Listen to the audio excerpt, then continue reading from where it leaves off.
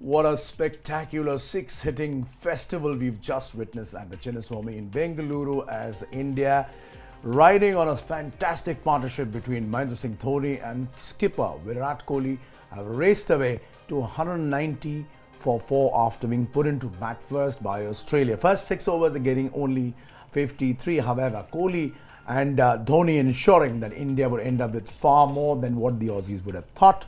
Kohli ending up with an unbeaten 72 of just 38 balls, while KL Rahul also gave a terrific beginning with 47. Berendorf and Darcy Short picking up a wicket apiece, but in the end it was a little bit of a carnage, as we can say. Let me bring in our guests, Hemang Badani right here with me in the studios, as well as Sean Tate, who's joining us from Adelaide. Good evening, gentlemen. Hemang, first things first, are you able to catch a breath now? That was a huge amount of sixes we witnessed. Absolutely, and to some extent very surprising, because you normally see a Kohli playing a lot along the ground, but I did see a different Kohli today.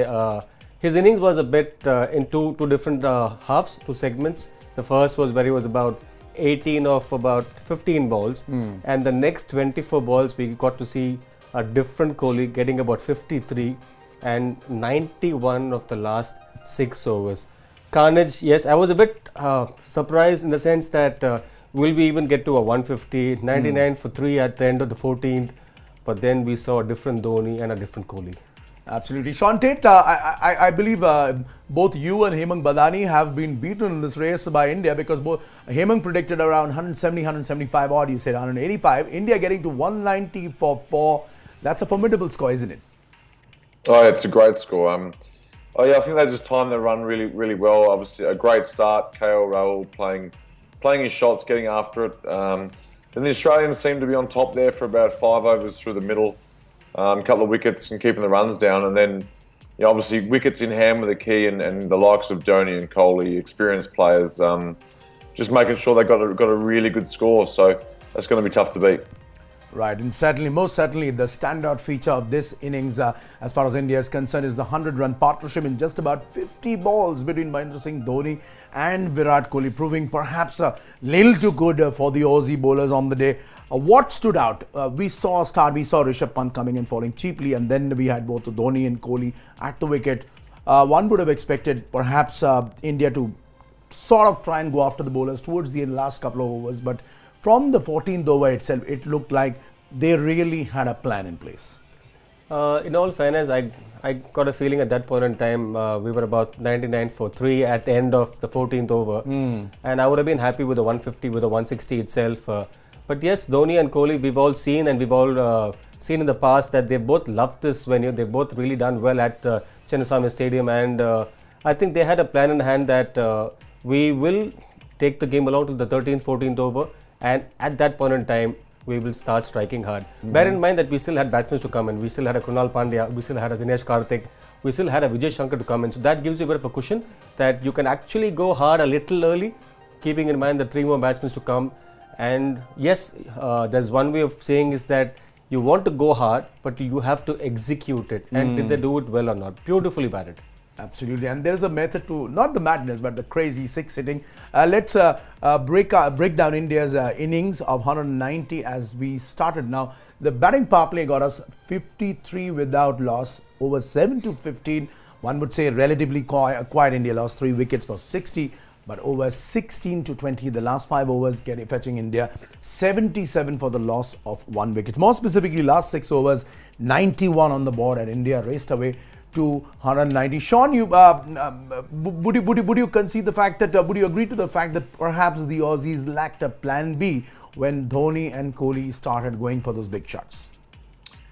I mean, I don't remember seeing one Yorker being bowled for the whole innings, which to me, if you're the bowling coach of Australia, I'd be saying, look guys, I'm not sure what the plan was, but you're bowling to 2 of the best hitters of all time in cricket, and you haven't bowled one Yorker. So yeah, I'd be certainly in the debrief just assessing that again. And when guys are going like that, you can't just bowl length balls. I just felt Jai Richardson he sort of run in and just put the ball there rather than having confidence and hitting the wicket hard. And even Paddy Cummins at the end there, just slower ball bounces and all this, trying to bowl wide. rather than just a typical Yorker on the stumps or a Yorker on leg stump, to not give the batsman any room. Absolutely, and the fact that Hemang, the way Dhoni started it was perhaps we were watching this sort of Dhoni batting after a while. It was certainly the vintage Mahendra Singh Dhoni carefree batting, having a lot of fun right there at the middle. Well, absolutely. We saw him struggle a bit the last game, and in all fairness, the last game when he batted, when he was in, there weren't many Indian batters to actually bat around with. Yeah. And when he knew that there was a Virat Kohli then, and he also knew that there was a Krunal Pandya to come in, a Vijay Shankar to come in, a Dinesh Karthik to come in, he played with a lot more freedom. He loves his venue.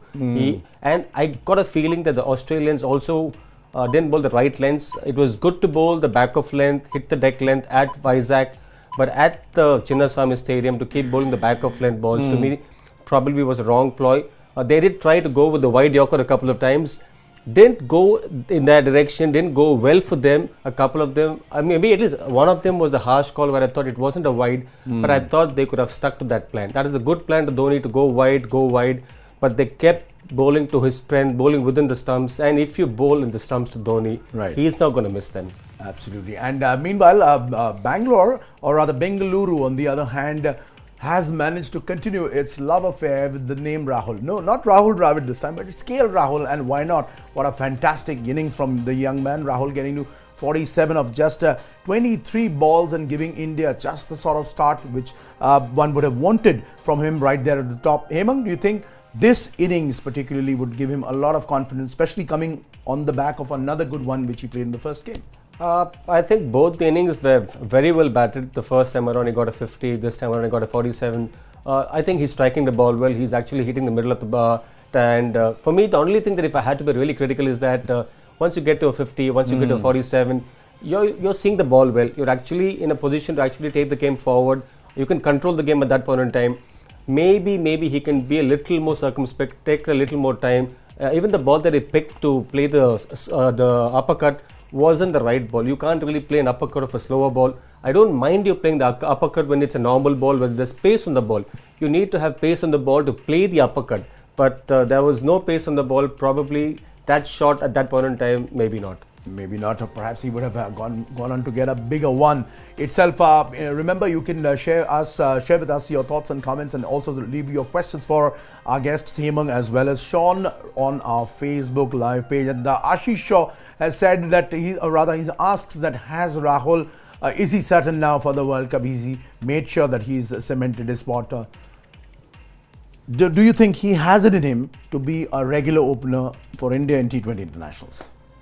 I've always believed that he has the skills, he has the talent to actually bat for India, and we all tend to forget that he does have a couple of T20 hundreds. Yes, he's had a slump in form, he hasn't batted well in the recent times, but let's not forget about his skill and talent. It was a matter of time that we would see KL Rahul bat the way he normally bats, and he's back in form if you ask me. He's batting well, he's striking it well. And the very reason that they've got him back in the squad is to try him out for the World Cup. To see if India can actually get him back into form and take him as the third opener. He looks good to me right now. We still have a few ODIs to go. Give him a go and then you can decide on that. But at the moment, he is looking in ominous form. Right. Sean, how convinced are you by KL Rahul's good form? And more specifically, it seemed that when he was batting compared to the others around him, it seemed that KL Rahul was certainly batting on a different pitch. Yeah, I'm a big fan of him. I think he's, even before this series, I just think you've got to get him in the squad somewhere.